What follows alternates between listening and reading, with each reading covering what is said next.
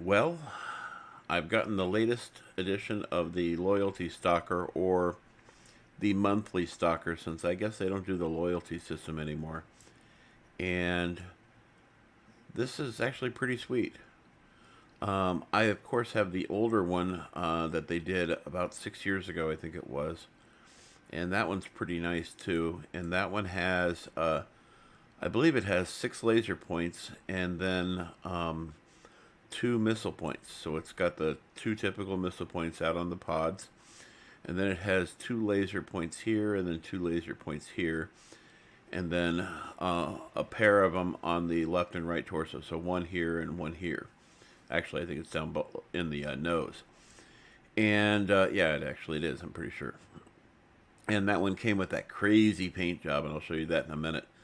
But this guy here, I'm loading this guy up with 2 small pulse lasers here and here, and then a small laser here. And then the remainder is 6 ER medium lasers, and then 2 MRM-20s. And I think this is quite a nice build. Let me show it to you. So yeah, we got the small laser up here for the range. And, you know, the range isn't incredible, but, you know, it's better than nothing. This one's maximum, the small pulse lasers here have a maximum optimum range. An optimum range of 135, a maximum of 270, but at 270, you can see that they're doing almost nothing. Whereas this one here, this one's doing 200 at optimum range and 400 at maximum range, which once again is practically nothing. And then I'm running the the MRMs out here on the arms. And these have an optimum and maximum range, which is identical at 550. And you can see this thing isn't skilled out at all.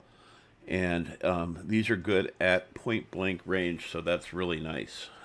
It's one of the few times I won't run LRMs on a mech that has the option for MRMs. So in other words, if it's innersphere, 9 times out of 10 I go with MRMs because I just like the point and shoot. If you get into a position where you need to lay some waste to an enemy, pick out a torso and go for whatever side you can go for, because missiles, unfortunately, aren't pinpoint damage. But these are pretty nice. And then I'm running 6 ER mediums, one on each shoulder. So it fires left, then right. And then I fire these 3 plus these 2 simultaneously for point blank get-togethers, if you will. Guy wants to hold with me. So heat management is 1.22, not incredible, but there is a lot of weapons here. And I'm going to be primarily focusing on the ER medium lasers. And then these are going to be last defense weapons. When somebody gets too close, they need to step back. This is my dance space, that's yours, that kind of thing. Firepower is 81.8. Speed is 64.6. This is all basically unskilled. The only thing I've done is I've added a little bit of armor to it, but that's about it. Armor hardening and stuff. And crit chance. Because this is quite a target. Coming down. Obviously I'm not using PPCs, but you can if you want. I'm just not very good at using PPCs. I just don't have that skill. But and the armor is not incredible either. Left torso and right torso is pretty good. It's pretty standard what you get with innersphere mech. But the center torso is really lacking. It does come with a lot of armor already, but this is really kind of a disappointment. And I just remembered I forgot to add a cool shot to this. Yay. Eventually it'll have 2 cool shots and 1 UAV, as I do on all my mechs. Skills. Not a lot to talk about here. I got zoom range and explosive, high explosive. I guess the big thing to say about this is it makes more for critical damage, which is kind of interesting. And then, of course, I got my armor points here. And you can see I don't have anything to spare. I mean, nothing. So this is my loadout with this, and you can see the weapon grouping here, and it just looks really impressive here. But once again, this is only doing 81 damage at maximum one shot. And so this is going to be, for me, this is going to be a mech that I'm going to get in, hit it, and get out of there quick as I can. You know, so hit it and quit it. And it is quite a nice mech. And I did name this thing September because it came out in September. And also it makes me think of September on the TV show Fringe. You know, he was in, he was out, and he was out as quickly as he could. I also added AMS because this thing is a walking target. I mean, look at this from the side. If you start from this point here and go to about here, this area here would be a warhammer. Or another way to look at it would be this area to this area would be a warhammer with the arm sticking out a tiny amount. This thing's got a massive side profile. And it's not much better here. The nice thing is once the arms are gone, the left and right torsos actually shield pretty well. It's hard to get a good center hit on this mech because the hitboxes are the way they are. That's probably why Evan of Tom's Gaming loves this mech. I'm sure he was tickled pink. He probably got a semi when he found out they were giving away another Stalker. Well, anyway, this is my build, and I hope you enjoy yours, and links will be in the description for the build. Thank you. Have a great day. Who wants to come and die with me at Epsilon?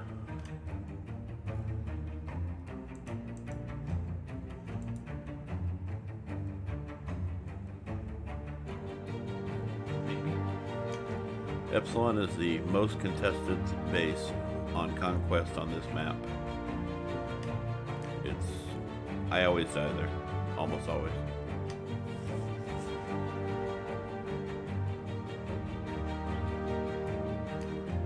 And I'm not upset about that. I never vote for Conquest, but this ought to be fun.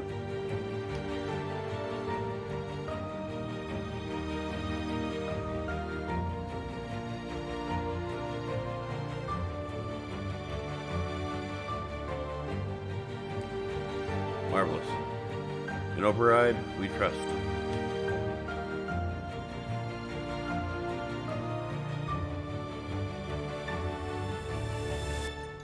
Reactor online. Sensors online. Weapons online. All systems. Command coming in. Capture and hold the resource point. Stop any hostiles that get in your way. We have Gamma. Enemy forces have Sigma.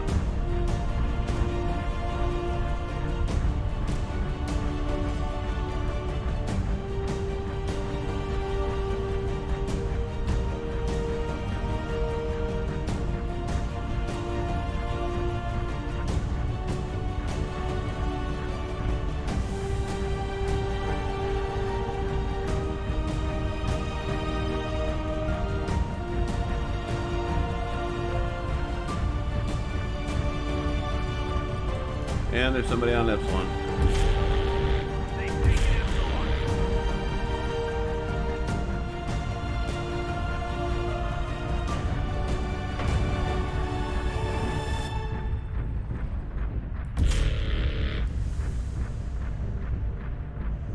Resource point Theta is ours. Acquired.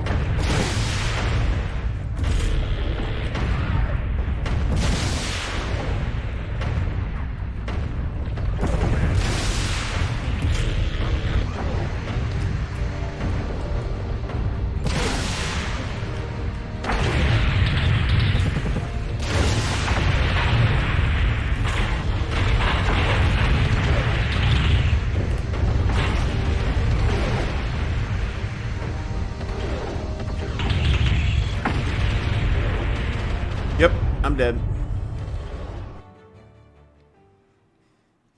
Well, I've just had my first match, and it did about as what I thought it would do. Conquest is just really a harsh place. And I also did something stupid.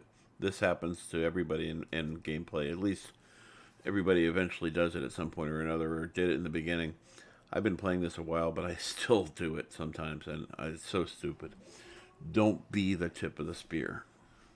There's no reason to be the tip of the spear. There should be the tip of the flat surface where everybody's created a firing line, and I somehow decided to be, I'm going to get into the circle. And that's just not a thing to do. That was just an absolute terrible idea. You know, every plan dies at first contact, is what they say. And that's what happened. But I will continue to give this thing a shot and see if I can't get some more farming out of this thing before I give up on it. Let me show you the other mech I was talking about. So this is the other stalker that they gave away many years ago, and they used to call them loyalty mechs. I don't know if they still do loyalty mechs or not, but that's what they called them back in the day. Let me show you. See, it had an L there. I think the last loyalty mech I remember was a linebacker, and that was a pretty good mech too. But yeah, it originally came with this kind of a crazy color. I added these black dots to it to distinguish, because, you know, I'm like that. And I added this center line here because this was one of the first mechs that I got headshot. And it's notoriously easy to headshot a stalker. It's almost as bad as an Atlas. Atlases are probably one of the worst. You aim for that left eye and, you know, it's game over. And yeah, so this is the other one, and I'll show you this one's build. This is what I've come up with over the years. I'm not really crazy about these X-Pulse lasers, but I just put them on there because, you know, I could. And so it came with Guardian ECM, it came with a AMS point, and it came with 6 laser points in addition to 2 missile points.